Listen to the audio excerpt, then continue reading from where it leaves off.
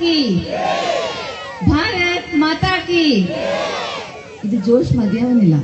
സുരേഷ് ഏട്ടൻ എല്ലാ കാൻഡിഡേറ്റ്സിന്റെ ക്യാമ്പയിൻ കഴിഞ്ഞിട്ടാണ് ഇങ്ങോട്ട് വരുന്നത്. അതേ സെയിം ജോഷ് കൊണ്ടാണ് കാസർഗോഡ്ക്ക് അത് കടപ്പുറത്ത് എത്തിയിട്ടുള്ളത്.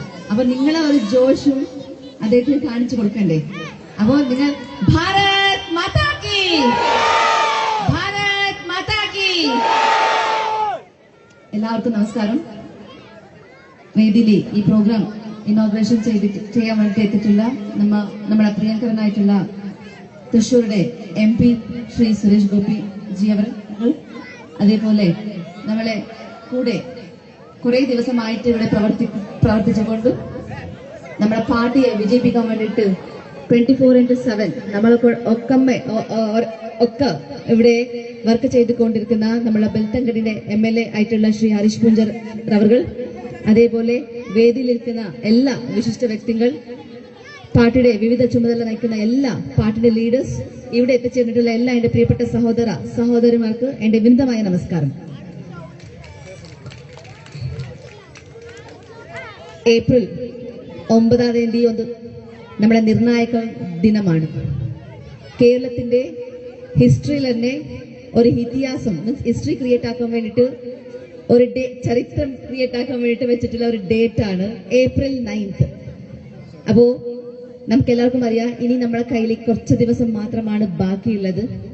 അപ്പോ ആ കുറച്ച് ദിവസത്തിന് വേണ്ടിയിട്ട് നിങ്ങൾക്ക് എല്ലാവർക്കും ഊർജം നൽകാൻ വേണ്ടിയിട്ട് നമ്മളെ സുരേഷ് ഗോപിജി ഇവിടെ എത്തിയിട്ടുള്ളത്.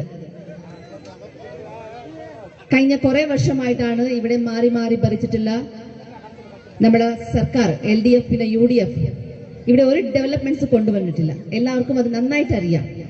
കാസർഗോഡ് ജില്ല ഫോർമേഷൻ ആയ ശേഷം കണ്ടിന്യൂഷൻ ആയിട്ട് ഇവിടെ മുസ്ലിം ലീഗിന്റെ MLA-മാരാണ് ഇവിടെ ജയിച്ചു വന്നിട്ടുള്ളത്. അങ്ങനെ ജയിച്ചു വന്നിട്ടും മിന്നാന് ഒരു ജസ്റ്റ് ബൈറ്റ് എടുക്കുമ്പോൾ ഇവിടെ സ്ഥാനാർത്ഥിയായിട്ടുള്ള MLA സ്ഥാനാർത്ഥിക്ക് വേണ്ടി മത്സരിക്കുന്ന മായൻ കല്ലറി ചോദിക്കുമ്പോൾ അവർ പറയുന്നത് അടിത്തറ ഡെവലപ്മെന്റ് ആണ് ചെയ്യാൻ പോകുന്നത് എന്ന് അദ്ദേഹം പറഞ്ഞത്. അപ്പൊ അവർ തന്നെ അക്സെപ്റ്റ് ആക്കി ഒരു ഡെവലപ്മെന്റ് കാസർഗോഡ് മണ്ഡലത്തിൽ നടന്നിട്ടില്ല, ഇനി വീണ്ടും ഒരിക്കൽ പ്രാവശ്യം ജയിച്ചു വന്നു കഴിഞ്ഞെങ്കിൽ അടിത്തറ ഡെവലപ്മെന്റ് ആക്കുന്നു. അപ്പൊ എവിടെയാണ് ഇത്ര 25 years ഒരു MLA, 15 years ഒരു MLA ഭരിച്ചിട്ടും പോലും കാസർഗോഡ് ഡെവലപ്മെന്റ് ആക്കാൻ വേണ്ടിയിട്ട് അവരെ കൊണ്ട് സാധിച്ചിട്ടില്ല. അപ്പൊ ഇനി സാധിക്കുമോ?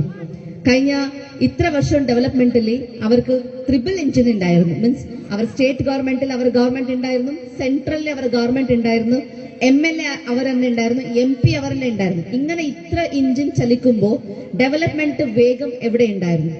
നമ്മളെ കാസർഗോഡ് കുട്ടികൾ ഇപ്പോഴും പഠിക്കാൻ വേണ്ടിയിട്ട് തൊട്ടടുത്തുള്ള മാംഗ്ലൂർ പോകണം. ഹയർ നമുക്ക് ട്രീറ്റ്മെന്റ് വേണമെങ്കിൽ നമ്മൾ പോകുന്നത് മാംഗ്ലൂർ ആണ്.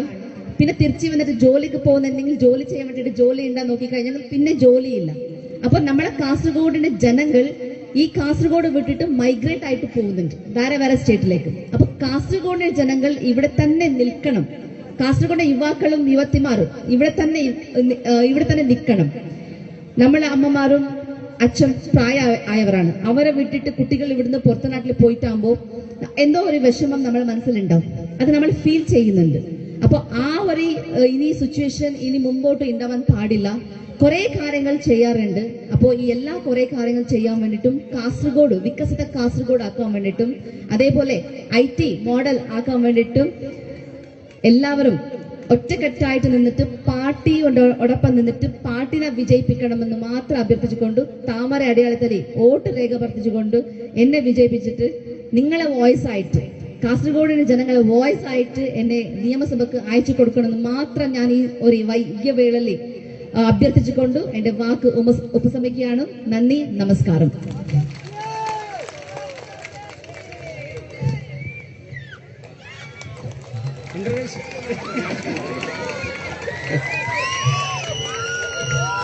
നമസ്കാരം. തിരിച്ച് നമസ്കാരം പറ. 67 വയസ്സാണ് എനിക്ക്.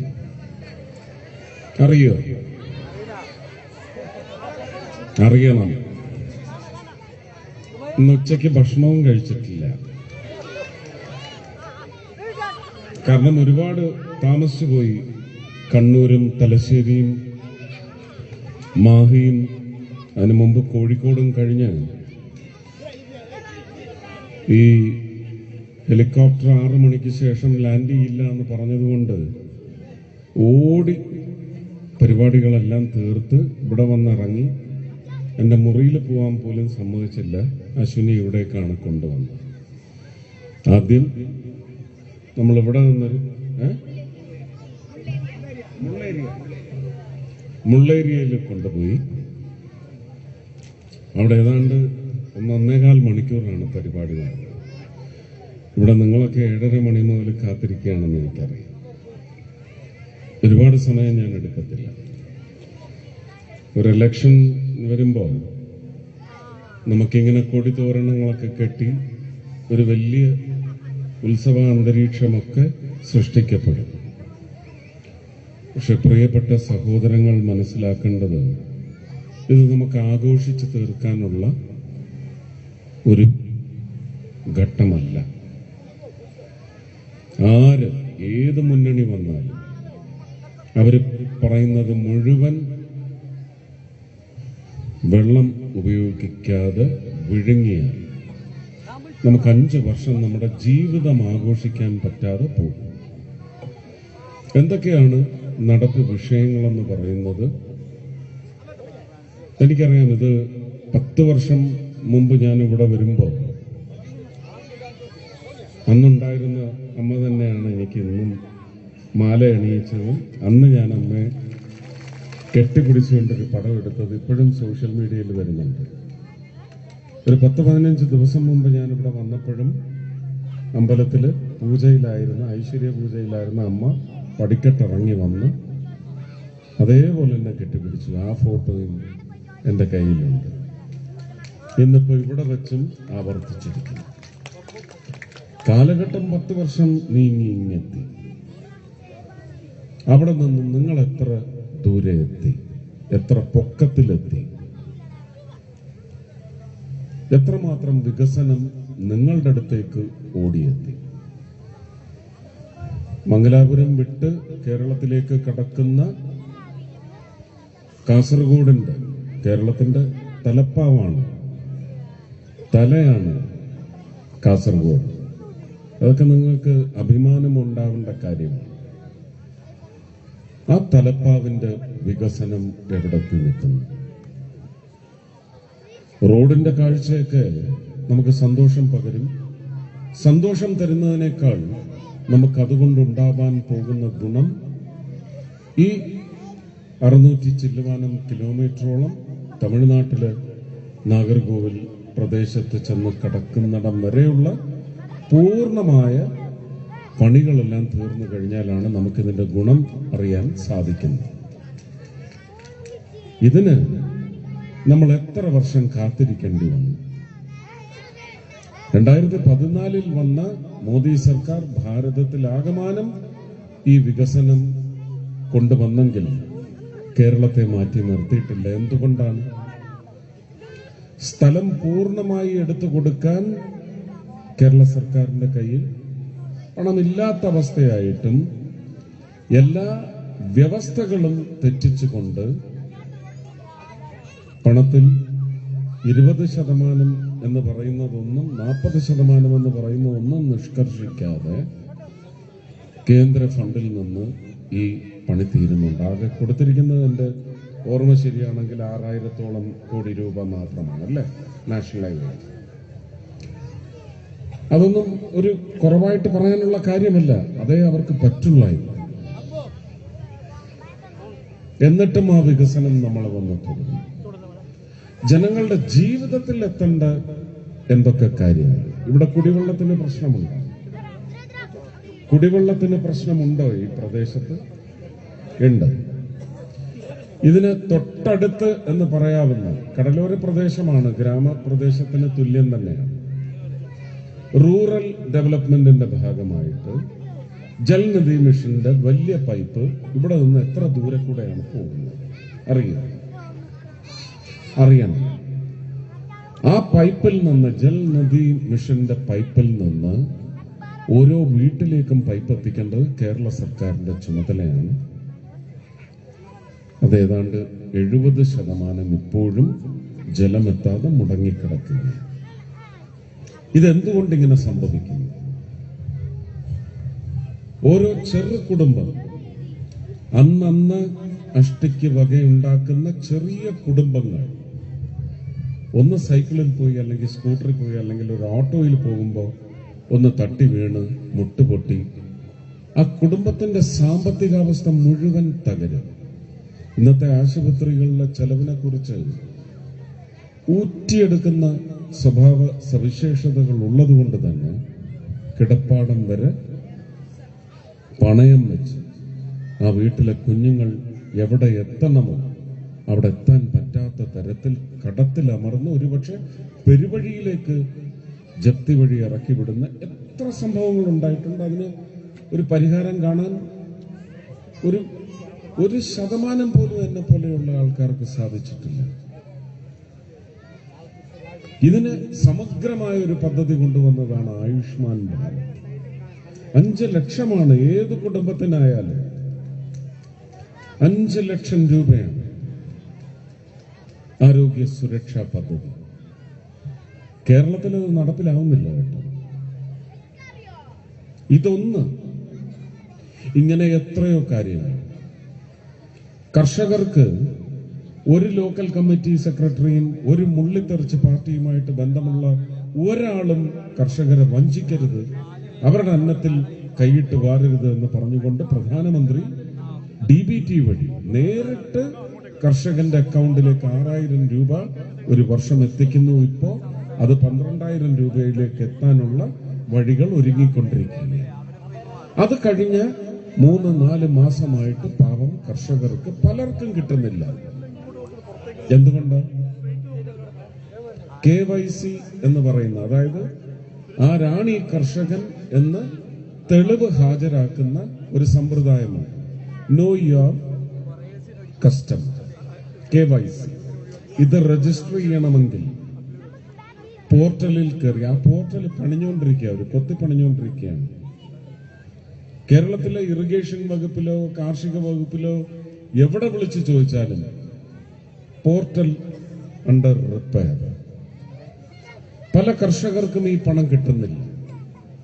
അപ്പൊ സംക്ഷിപ്തമായി ഞാൻ പറയുകയാണ്, കേന്ദ്രം ജനനന്മയ്ക്ക് വേണ്ടി ആവിഷ്കരിക്കുന്ന പദ്ധതികൾ, അതിന് വന്ദേ ഭാരതിന് ഈ വളവ് മുഴുവൻ നിവർത്തി നേരെ ഓടി തിരുവനന്തപുരത്ത് നിന്ന് കാസർഗോഡ് എത്തുന്നതിന് ഇനിയും 1 മണിക്കൂർ കുറയുന്ന രീതിയിൽ റെയിൽ വികസിപ്പിക്കണമെങ്കിൽ സ്ഥലമെടുത്ത് നൽകി 1-2 ട്രാക്ക് ഇടുന്നതിന് സ്ഥലമെടുത്ത് നൽകുന്നതടക്കമുള്ള സഹകരണ പ്രസ്ഥാനം, കോഓപ്പറേറ്റീവ് ഫെഡറലിസം, ഇത് നടപ്പിലാവണമെങ്കിൽ ഒറ്റ മാർഗമേ ഉള്ളൂ. കേരളത്തിൽ മോദിയുടെ ഭാരതീയ ജനതാ പാർട്ടി നയിക്കുന്ന സർക്കാർ വരണം.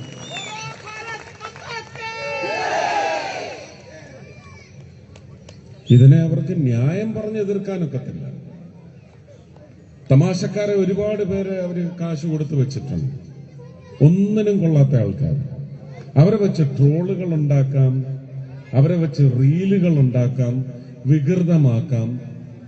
പക്ഷേ അങ്ങനെ വികൃതമാക്കുമ്പോൾ ആ വൈകൃതം നിങ്ങളുടെ ജീവിതത്തിലേക്കാണ് 5 വർഷം അടിച്ചേൽപ്പിക്കപ്പെടുന്നതെന്ന് നിങ്ങൾ മനസ്സിലാക്കണം. ഒരു മേടയിലും ഒരു മുന്നണിയുടെയും നേതാക്കൾ വന്നു നിന്ന് ഇതുപോലെ സംസാരിക്കുന്നത് നിങ്ങൾക്ക് കേൾക്കാം. നിങ്ങൾ വിശ്വസിക്കണ്ട, ഞാൻ പറയുന്നതും വിശ്വസിക്കണ്ട. പക്ഷെ ഇതിന്റെ പിന്നിൽ സത്യമുണ്ടോ എന്ന് നിങ്ങൾ അന്വേഷിക്കണം.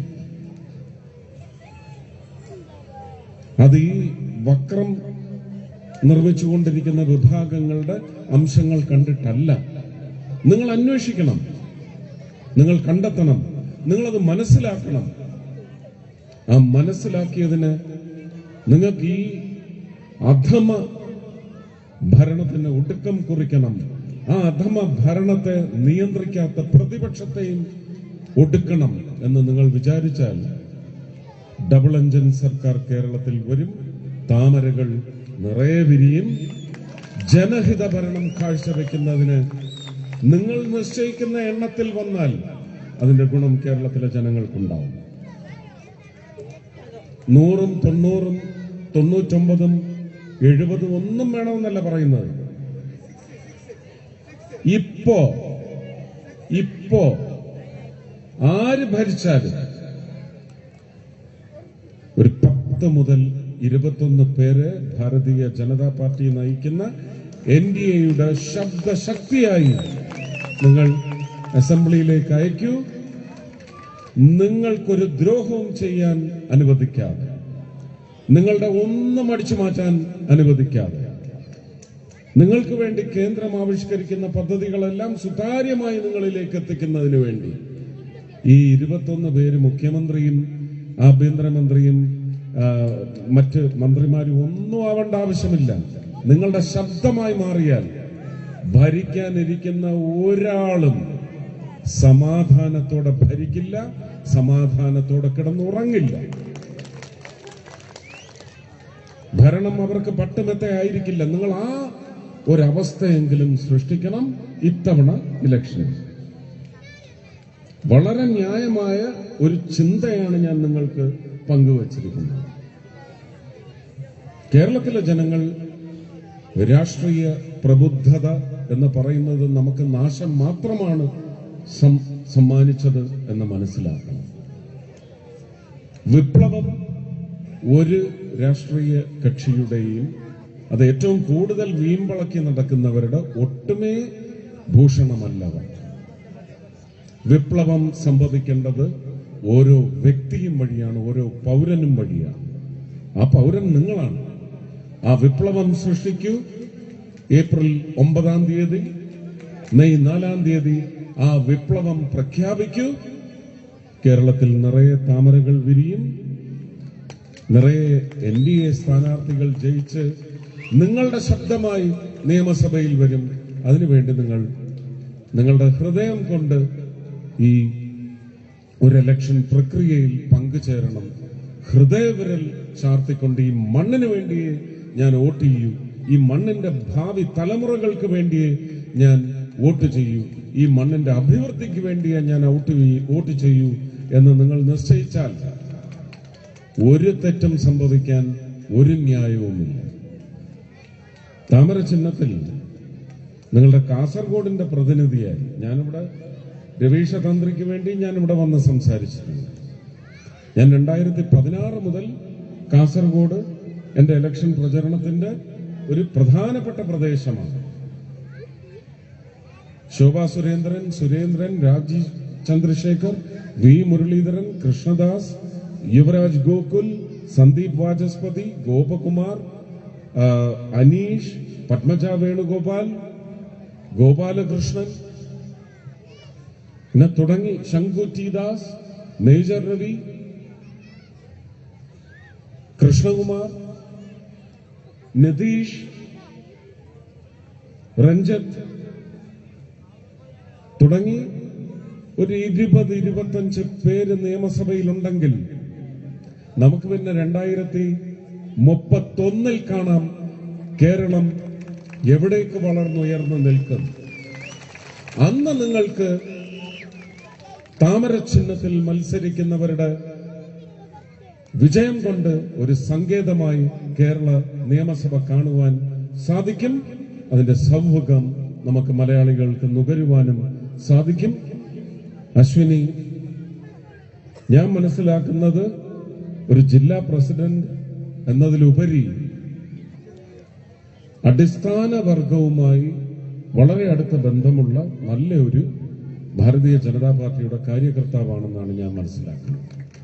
അശ്വിനിയുടെ കൂടെ ഇന്നൊരു പക്ഷേ പ്രവർത്തന രംഗത്ത് തട്ടിൽ നിങ്ങളുടെ കൂടെ ഹൃദയത്തോട് ചേർന്ന് തോളോട് തോൾ ചേർന്ന് നിൽക്കുന്ന അശ്വിനിയെ പോലെയുള്ള ഒരു 100 പേരെങ്കിലും ഇവിടെയുണ്ട്.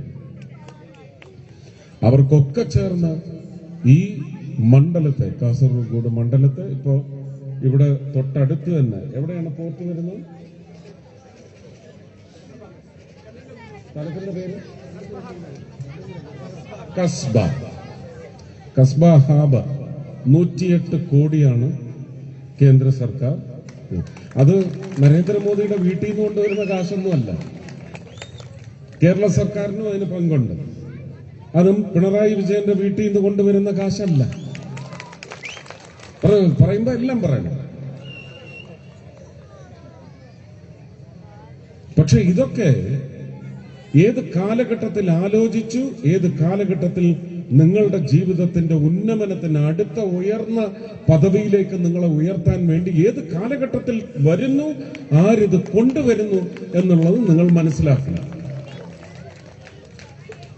ഇവിടെ തൊട്ടടുത്ത് തന്നെ ആ ടോൾ ഗേറ്റ് എവിടെയായിരുന്നു? കുറച്ച് ആരിക്കാടി എന്ന് പറയുന്ന സ്ഥലത്ത്, കുമ്പള അല്ലേ, കുമ്പള വലിയ നാടകമായിരുന്നു. അതിന്റെ ഒന്നും ആവശ്യമില്ല. ഇപ്പോഴും കൊടുങ്ങല്ലൂരടക്കം, കരുനാഗപ്പള്ളി അടക്കം, ഓച്ചിറ, ഈ പ്രദേശത്തു നിന്നൊക്കെ എല്ലാം നിശ്ചയിച്ച് പണി തുടങ്ങി ഏതാണ്ട് തീരാറായ ഘട്ടത്തിൽ പോലും ഒരു ഫുട് ഓവർ ബ്രിഡ്ജ് വരണമെന്ന് പറഞ്ഞ് എതിർ കക്ഷികളിൽപ്പെടുന്ന സാമൂഹ്യ പ്രവർത്തകർ നൂറുകണക്കിന് ആൾക്കാർ വരുന്നുണ്ട്. അവരുടെ നിവേദനം അവിടെ നേരിട്ട് ശ്രീ നിതിൻ ഗഡ്കരി അടുത്ത് കയറി പറഞ്ഞാൽ ന്യായമാണെങ്കിൽ സാധിച്ചു കൊടുത്തിട്ടുണ്ട്, ഇനിയും കൊടുക്കും. ഈ പാതിരായ്ക്ക് റാന്തലും കത്തിച്ചു വെച്ച് ഈ ഡ്രാമയൊന്നും ആവശ്യമില്ല. അന്നേരം എന്താ പറഞ്ഞ? BJP മാത്രം ആ ടോൾ ഗേറ്റിന്റെ സമരത്തിൽ പങ്കെടുത്തില്ല എന്ന്. BJPക്ക് അതല്ല പണി. അശ്വിനിയും രവീഷ തന്ത്രിയും സുരേന്ദ്രനും രാജീവ് ചന്ദ്രശേഖറുമായി ചേർന്ന് ആ സമയത്ത് പണിയെടുത്തത് നിതിൻ ഗഡ്കരിയുടെ ഓഫീസിലാണ്. 60 കിലോമീറ്ററിന്റെ ഒരു നീളത്തിനകത്ത് അങ്ങനെ ഒരു ടോൾ അനുവദിച്ചത്, അല്ലെങ്കിൽ അതിനെക്കുറിച്ച് ചിന്തിച്ചത് തെറ്റാണ്. ആ തെറ്റ് തിരുത്തുന്നത് സംവിധാനമാണ്, അല്ലാതെ ഒരു സമരമൊന്നുമല്ല. ആ സമരം ചെയ്തത് ഇവിടുന്ന് 3 മാസം പുറകോട്ടാണ്. അപ്പൊ തന്നെ എന്തിനാണ് ഈ നാട്യം എന്നുള്ളത് നിങ്ങൾക്ക് മനസ്സിലായില്ലേ? പിന്നെ അവരുടെ സമരം കൊണ്ടുമല്ല. അങ്ങനെ ഒരു ഭീഷണിക്കും വഴങ്ങില്ല. ന്യായമായിരുന്നു നിങ്ങളുടെ ആവശ്യം, അവരുടെ അല്ല. അത് വെറും നാടകമായിരുന്നു. ബഹുമാനപ്പെട്ട മുഖ്യമന്ത്രിയുടെ തന്നെ ചില സവിശേഷതകൾ വെച്ച് പറയുകയാണെങ്കിൽ വെറും തള്ളുവണ്ടിയായിരുന്നു ആ നാടകം. തള്ളു മാത്രം. പക്ഷെ അശ്വിനിയെ പോലെയുള്ള കർമ്മനിരതരായ ഒരു പറ്റം നേതാക്കൾ ഇവിടുന്ന് രാജീവ് ചന്ദ്രശേഖരനെ കണ്ട് ഡൽഹിയിൽ പോയി അത് നിയമപരമായി തന്നെ ചോദ്യം ചെയ്തു. അത് നിയമപരമായി കറക്റ്റ് ചെയ്യപ്പെടേണ്ടതാണ്, തിരുത്തപ്പെടേണ്ടതാണെന്ന് മനസ്സിലാക്കിയ മന്ത്രി ശ്രീ നിതിൻ ഗഡ്കരി തന്നെയാണ് നരേന്ദ്രമോദിജിയുടെ നിർദ്ദേശപ്രകാരം അത് ഒഴിവാക്കി നിങ്ങൾക്ക് സമ്മാനിച്ചിട്ടുള്ളത്. അവർക്കല്ല സമ്മാനിച്ചത്. ഇത് നിങ്ങൾ മനസ്സിലാക്കിയിരിക്കണം. അങ്ങനെ പ്രാപ്തിയുള്ള നേതാക്കൾ വരട്ടെ. അങ്ങനെ പ്രാപ്തിയുള്ള നേതാക്കൾ വരുമ്പോൾ അവർ ചെയ്യുന്നത് പര്യാപ്തമല്ല എന്ന് തോന്നിയാൽ ഈ നാടകം കളിച്ചവരൊക്കെ അന്നേരം ഇതുപോലെ നാടകം കളിക്കട്ടെ, തള്ളുവണ്ടി ഉരുട്ടട്ടെ എന്ന് മാത്രം പറഞ്ഞുകൊണ്ട് ഞാൻ ഇനിയും ദീർഘിപ്പിക്കുന്നില്ല. താമര ചിഹ്നത്തിൽ വോട്ടുകൾ രേഖപ്പെടുത്തി ഇവിടെ അശ്വിനി, അതുപോലെ ഉദുമ, അതുപോലെ തന്നെ നമ്മുടെ സുരേന്ദ്രൻ. ഈ സുരേന്ദ്രനും അശ്വിനി ഭാവമാണ്, അങ്ങനെ ഒരു ചീറ്റപ്പുലിയൊന്നും ആവാനൊക്കത്തില്ല. പക്ഷേ ശോഭാ സുരേന്ദ്രനെ പോലുള്ളവർ നിയമസഭയിൽ ഉണ്ടായിരുന്നെങ്കിൽ ഈ സ്വർണം ചെമ്പാക്കി വിറ്റുകൊണ്ട് നടന്നില്ലേ?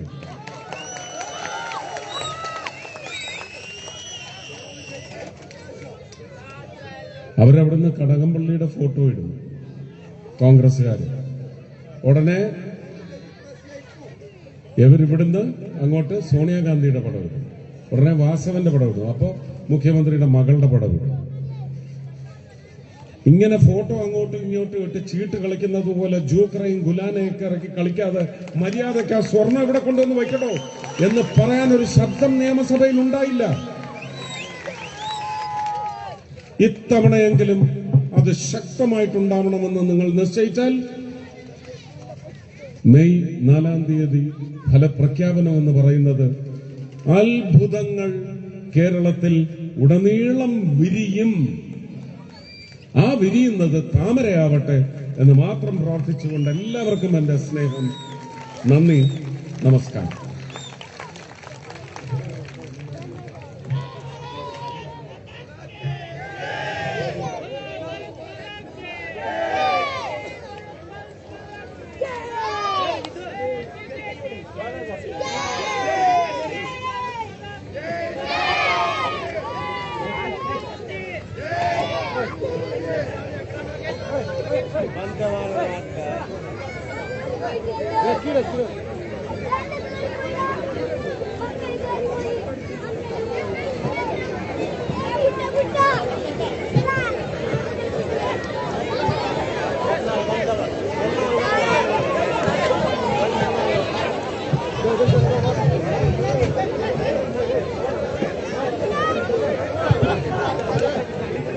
നമ്മളുടെ ഈ പരിപാടിയിൽ നമ്മളോടൊപ്പം സുത്യർഹം നമ്മളുടെ കൂടെ തന്നെ നിന്ന ബൽത്തങ്ങാടി MLA ശ്രീ ഹരീഷ് പുഞ്ചയ്ക്ക് ഉള്ള പ്രത്യേക നന്ദി ഞങ്ങൾ ഈ അവസരത്തിൽ അറിയിക്കുകയാണ്. അതുപോലെ തന്നെ ഇവിടെ എത്തിച്ചേർന്ന മുഴുവൻ ജില്ലാ നേതാക്കൾക്കും ബൂത്ത് കമ്മിറ്റി ഭാരവാഹികൾക്കും നാട്ടുകാർക്കും പോലീസ് ഉദ്യോഗസ്ഥർക്കും മീഡിയക്കാർക്കും എല്ലാവർക്കും നന്ദി പറഞ്ഞുകൊണ്ട് യോഗം അവസാനിച്ചതായി അറിയിക്കുന്നു.